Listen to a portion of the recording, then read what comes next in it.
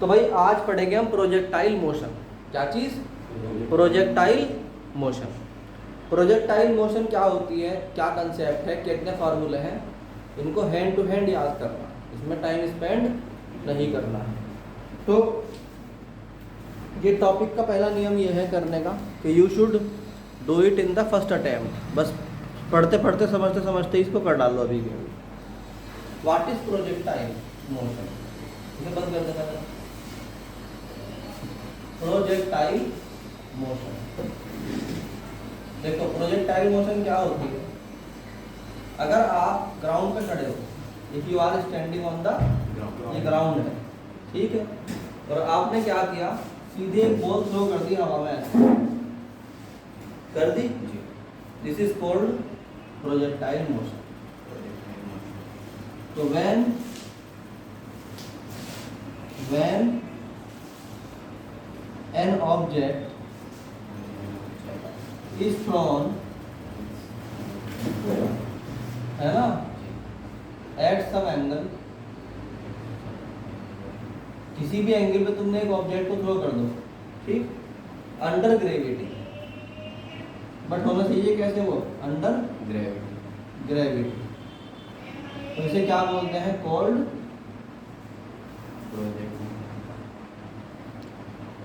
Projectile motion, ठीक। तो हम यहाँ कह सकते हैं कि हमने एक ऑब्जेक्ट को स्पीड u के साथ फेंक दिया हवा में, थ्रो कर दिया, और एंगल कितना रखा हमने उसका, थीटा। तो let an object is thrown at angle theta from ground with speed u। आई बात समझ में? ठीक है, नहीं है? at टाइम t पर object reaches at point P। कहाँ पहुँच गया वो? पॉइंट P में। मान लीजिए कोई पॉइंट P है, पॉइंट P पर पहुँच जाता है, ठीक है, नहीं है, तो उसे P पर, ये वो था। तो अब इसका वर्टिकल और हॉरिजॉन्टल डिस्प्लेसमेंट लिख लेंगे। हॉरिजॉन्टल डिस्प्लेसमेंट कितना हो गया इसका, x, और वर्टिकल डिस्प्लेसमेंट कितना हो गया इसका, y, ठीक है, नहीं है? तो हम क्या कहेंगे, the horizontal and vertical displacement are the horizontal and vertical displacement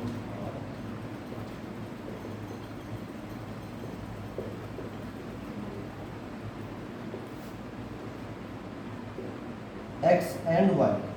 आई बात समझ में? अलग अलग मान लो, यहाँ से आधा जाने को t टाइम लगा है, कितना टाइम लगा, t टाइम लगा। ये वाली बात याद रखना कि यहाँ पर टाइम लगा, कितना लगा इसको, t लगा। तो हम कहेंगे कि let time from o to p कितना है, t है। तो नंबर एक बात करो, सबसे पहले horizontal motion. Horizontal motion, horizontal motion का मतलब है कि अभी बात कर रहे हैं हम x की। ग्रेविटी कैसे काम करती है, डाउनवर्ड, बोलो। तो अगर मैं सिर्फ O से A तक की बात करूं, ठीक है, नहीं है, हॉरिजॉन्टल डिस्प्लेसमेंट की, तो हॉरिजॉन्टल में इसकी कोई ग्रेविटी काम, बोलो भाई, नहीं कर रही। हॉरिजॉन्टल में कोई ग्रेविटी काम नहीं करती, ठीक। तो हॉरिजॉन्टल में क्योंकि कोई ग्रेविटेशनल एक्सेलरेशन भी नहीं है, इसके अलावा भी कोई और फोर्स नहीं है, so there is no acceleration in horizontal motion, there is no force, बोलो भाई क्या है, there is no force or acceleration in horizontal direction। क्योंकि हॉरिजॉन्टल डायरेक्शन में कोई फोर्स भी काम नहीं करता, इसलिए कोई एक्सेलरेशन भी काम नहीं करता। तो सिंपल फॉर्मूला यूज होगा, कौन से वाला, speed equal to distance upon time, ठीक है। अपवर्ड मोशन नहीं आने देंगे। अभी आएगा अपवर्ड, इसके बाद आएगा, पहले हॉरिजॉन्टल पूरा कर ले फिर वर्टिकल भी आ जाएगा। तो हम कहेंगे सो हम यहाँ इस्तेमाल करते हैं कौन सा, speed equal to distance upon time.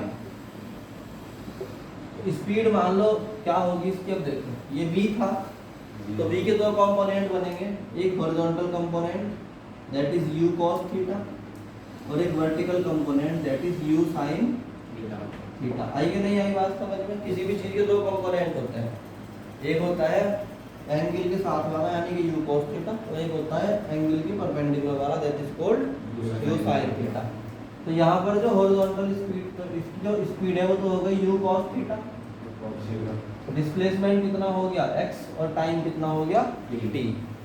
ठीक है नहीं है भाई? मैं कह रहा कि मैंने इसे ऑब्जेक्ट को थ्रो किया था इस तरह से किसी एंगल पर, इसकी स्पीड मैंने कितनी दी थी, u दी थी, ये एंगल थीटा है, तो मैं कहता हूँ कि अकॉर्डिंग टू जो मैंने पिछले लेक्चर में पढ़ाया था कंपोनेंट ऑफ वेक्टर्स, उसके हिसाब से ये वाला क्या होगा, u cos थीटा होगा और ये क्या होगा u sin थीटा। ये बात याद होनी चाहिए। तो मैं हॉरिजॉन्टल की बात कर रहा हूँ, इसलिए मुझे u cos थीटा बोलो भाई क्या करना पड़ेगा, लेना पड़ेगा। तो u cos theta equal to आ गया x अपॉन t, तो we can write t equal to कितना हो गया, x upon u cos theta. Equation number 1। अब आई इक्वेशन नंबर 1, इसकी इक्वेशन नंबर आई बात समझ में? यहाँ तक अच्छी तरीके से पहले नोट कर लो, नोट कर लो अच्छी तरीके से इसको कर लो, याद कर लो अच्छी तरीके से इसको, यहाँ से नोट कर लो इसको फटाफट।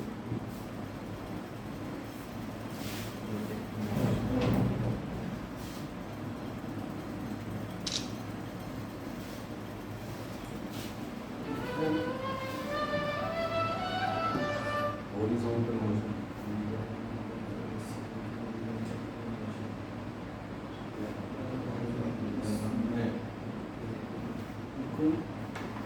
कर लिया,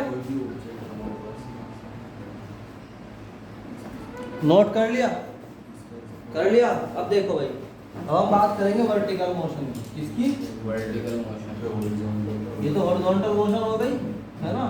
यहाँ तक नोट करने के बाद आगे क्या आएगा, वर्टिकल मोशन। इसी में इसी डायग्राम को रखो hand to hand. Vertical motion,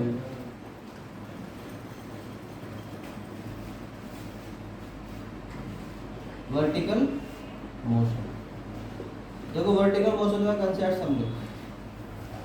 अगर हम वर्टिकल मोशन की बात करेंगे तो हमारा ऑब्जेक्ट सीधे सीधे ए से कहाँ जा रहा, पी पे जा रहा, वर्टिकल जा रहा ना, ओ से पी तो टोटल गया वो, उसको अलग अलग तोड़ लिया, ओ से ए और फिर ए से पी। तो ओ से ए की बात तो हम कर चुके पहले ये भी हॉरिजॉन्टल वाले में। अब हम ए से पी की बात कर रहे हैं। अगर हम ए से पी की बात करें तो वर्टिकल में इसकी वेलोसिटी कितनी है, u sin थीटा है कि नहीं है, u sin थीटा वर्टिकल में कंपोनेंट जो काम कर रहा था। अभी बताता ना मैंने कि भाई अगर कोई ऑब्जेक्ट जो है ऐसे तुम u को ऐसे फेंकते हो u को u पे, तो ये क्या हो जाएगा हॉरिजॉन्टल में u cos थीटा, और ये क्या हो जाएगा, वेरी गुड, ठीक। तो ये हो जाएगा u sin थीटा, तो ये, और डिस्प्लेसमेंट कितना है इसका y, एक्सेलरेशन कितना है माइनस के g। माइनस के g मैंने इसलिए कहा क्योंकि जब तुम जा रहे हो ऊपर तो ग्रेविटी नीचे काम करती है, अपोजिट डायरेक्शन में आ गई कि नहीं आ गई दूसरे को। जब भी एक्सेलरेशन अपोजिट डायरेक्शन में काम करता है तो माइनस लगता है।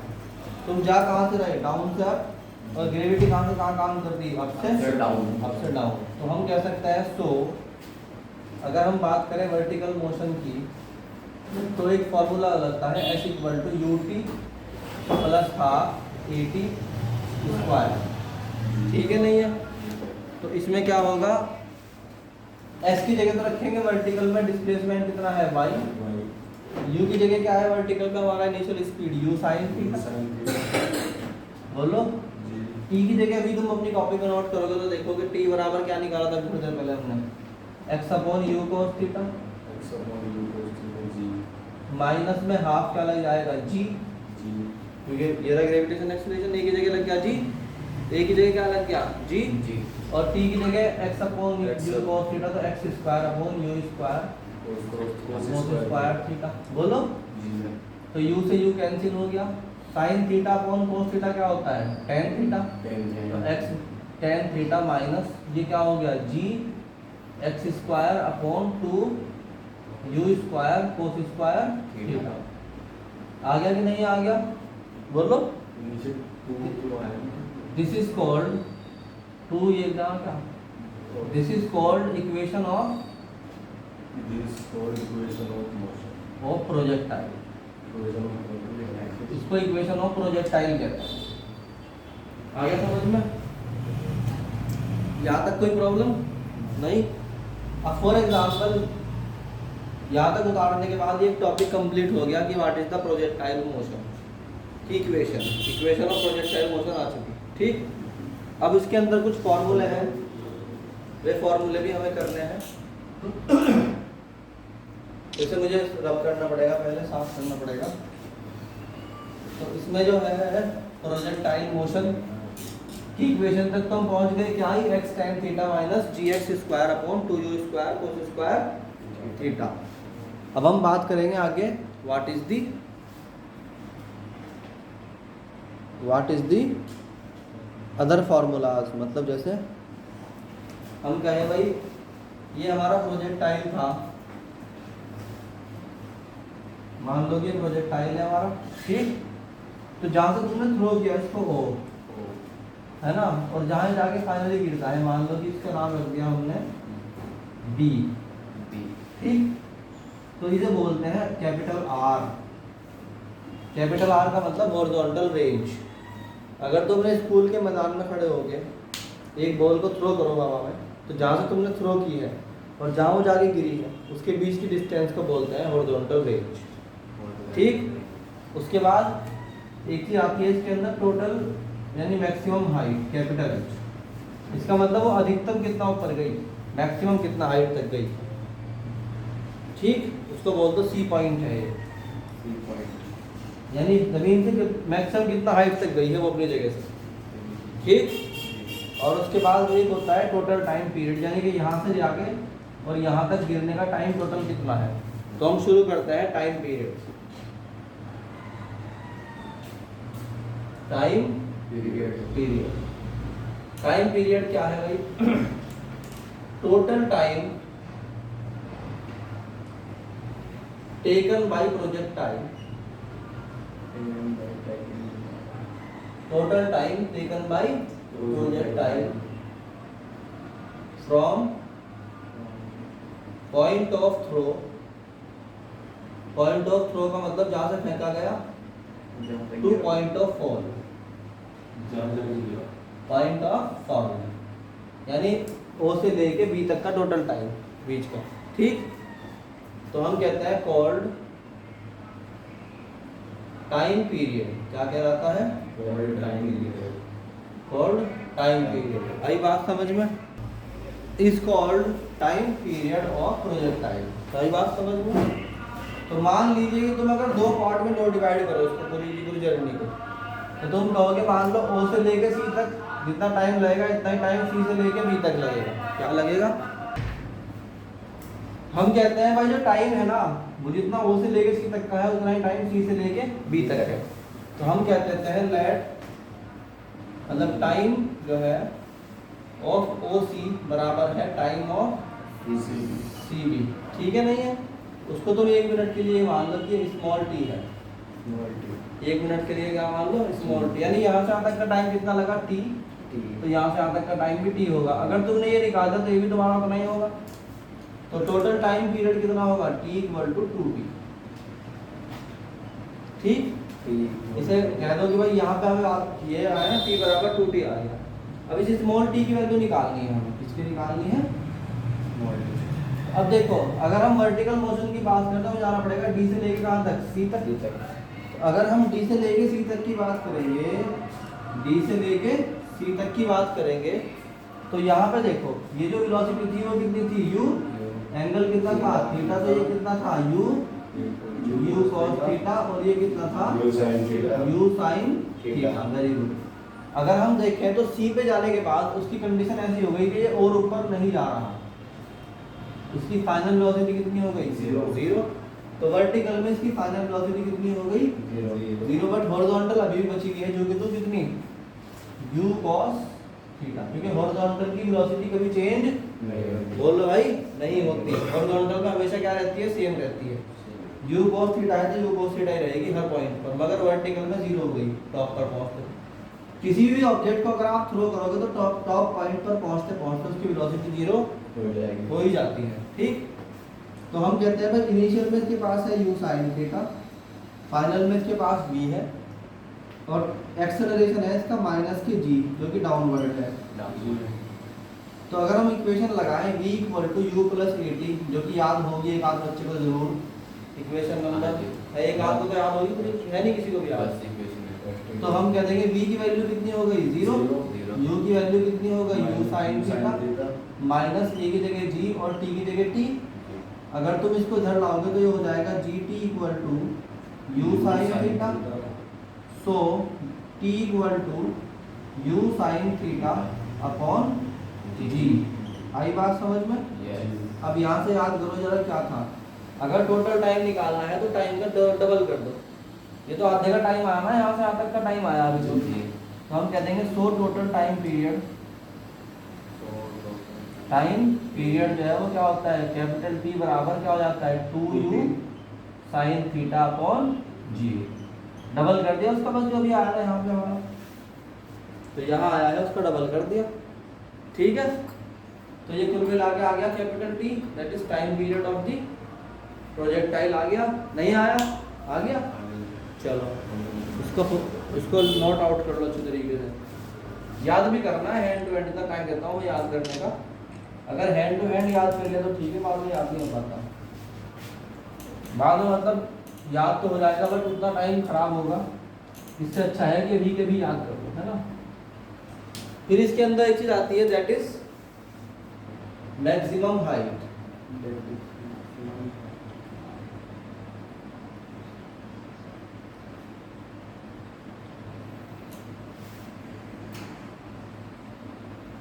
मैक्सिमम हाइट, ठीक है, मैक्सिमम हाइट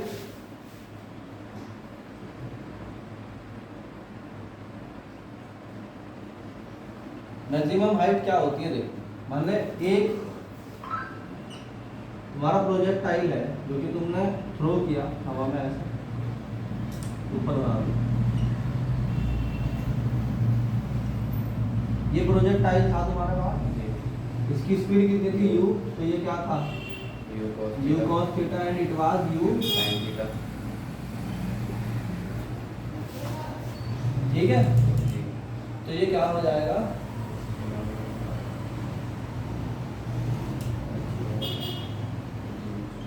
तो इसमें क्या हुआ कि ये जो है ना वर्टिकल हाइट निकालनी मैक्सिमम। ठीक, इसको हमने बोला कि यह है O, यह है मान लीजिए D, ये क्या था C और ये क्या था B। अब हमें इस मैक्सिमम हाइट को निकालना है। तो मैक्सिमम हाइट किसे बोलते हैं पहले ये समझो। मैक्सिमम हाइट कहते हैं कि मैक्सिमम हाइट का मतलब होता है जो अधिकतम से अधिकतम हाइट जो है जो भी होगी वो जो जहाँ तक कोई प्रोजेक्टाइल गया है हवा में, तो हम बोलते हैं कि द मैक्सिमम हाइट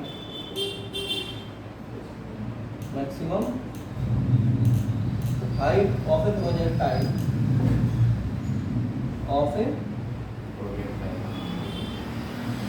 that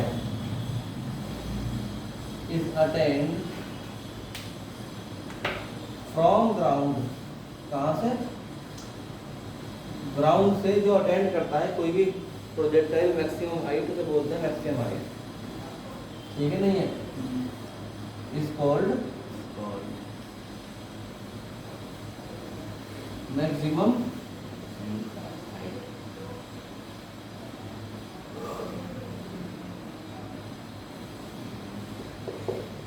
आई बात समझ में? तो अगर तुम O से D की बात करते हो, B से O की, B से C की बात करोगे तो U क्या है इसकी speed? U sin theta vertical में है, यहाँ पर जाएगी कितनी हो गई? 0, और A की जगह क्या लगेगा? माइनस से J। तो तुम इक्वेशन लगाओगे कौन सी वाली? B square equal to U square plus 2AS। है किसी को याद? नहीं याद है, पूरी क्लास में किसी को याद नहीं। तो v की जगह क्या हो जाएगा 0 का स्क्वायर, क्योंकि टॉप पे तो वेलोसिटी इसकी c में जाने के बाद कोई वेलोसिटी नहीं रही, वर्टिकल में तो रही नहीं, हॉरिजॉन्टल में है, हॉरिजॉन्टल का मतलब नहीं, तो वर्टिकल की बात कर रहे। Equal to u square sin square theta minus 2g capital h, इसको इधर भेज दो तो बन जाएगा 2g capital h equal to u square sin square theta and h equal to u square sin square theta upon 2g। It is the formula of maximum height. आई बात समझ में? चलो, now the next thing is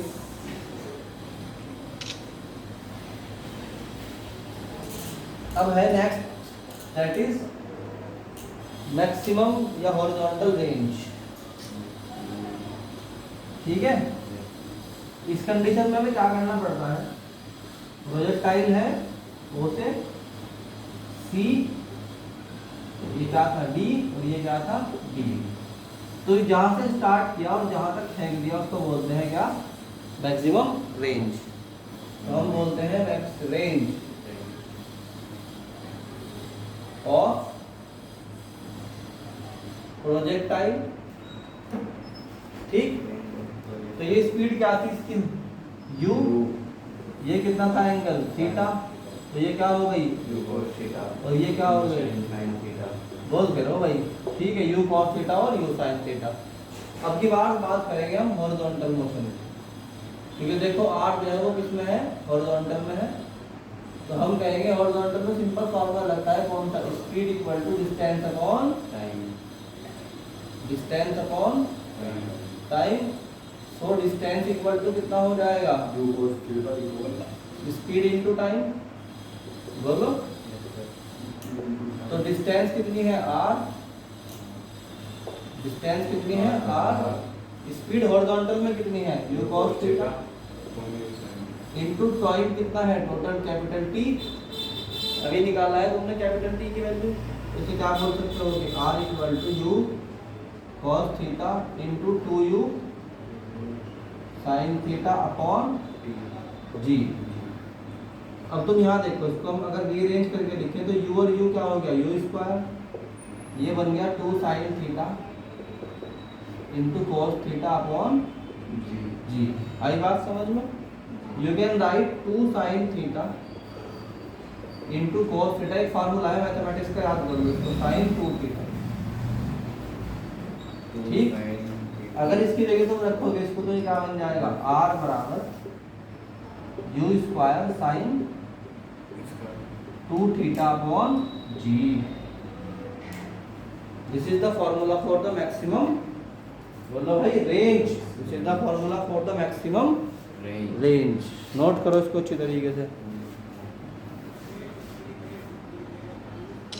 last thing is, एक question है जो इसके अंदर प्रूव करना है, बल्कि 2 क्वेश्चन है, टिक करके करेंगे। Prove that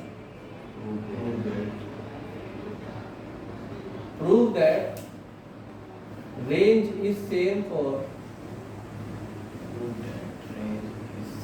theta and 90 minus theta.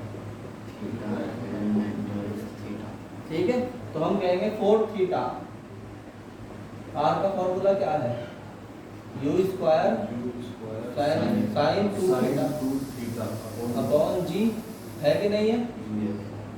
अगली बार हम क्या करेंगे, 490 minus theta, r equal to u square sine 2 into 90 minus theta upon g। अरे थीटा की जगह क्या पुट कर दिया, 90 माइनस थीटा, तो r बराबर कितना हो गया, u स्क्वायर साइन इस 2 के अंदर मल्टीप्लाई कर दो तो बन जाएगा 180 माइनस 2 थीटा अपॉन में g। तो r बराबर क्या हुआ, u स्क्वायर साइन 180 में से क्या कोई एंगल जाता है तो क्या बचता है, साइन पर कोई फर्क नहीं पड़ता, साइन 180 में से माइनस करने का, क्या बोल रहा मैंने, साइन पर 180 में से माइनस करने का कोई फर्क नहीं पड़ता, तो ये बन जाएगा u square sine 2 theta upon g बोलो। Yes. तो हम कह सकते हैं from equation 1 and 2, from equation 1 and 2, it is clear that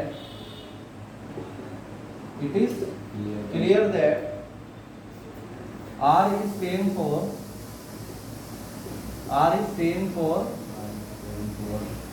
theta and 90 minus theta। अब जरा इसका मसला समझ लो क्या है। अगर तुमने किसी प्रोजेक्टाइल मोशन को 20 डिग्री पे सेंड किया है, कितने पे? 20 पे, तो एग्जैक्टली 70 पे भी वही होगा, सेम टू सेम। यानी अगर तुमने एक ही स्पीड से 70 पे और 20 पे किसी ऑब्जेक्ट को प्रोजेक्टाइल किया तो दोनों सेम होंगे, क्योंकि अगर एक 20 है तो एक 90 माइनस 20 है, तो यानी कि 70 है। ऐसे 30 60 50 50 40 ये वो एंगल्स हैं जिनको अगर तुम प्रोजेक्ट करते हो, यानी कि किसी भी एंगल को प्रोजेक्ट करते हो, तो 90 में से माइनस करके देख लो कितना बचता है। आई बात समझ में? मतलब अगर तुम्हारा कोई ऑब्जेक्ट है 20 डिग्री के ऊपर फेंका, तो जितना उसका होगा उतना ही 20 पे होगा। आ गया समझ में? यानी जितना थीटा के लिए होगा उतना 90 माइनस थीटा के लिए होगा।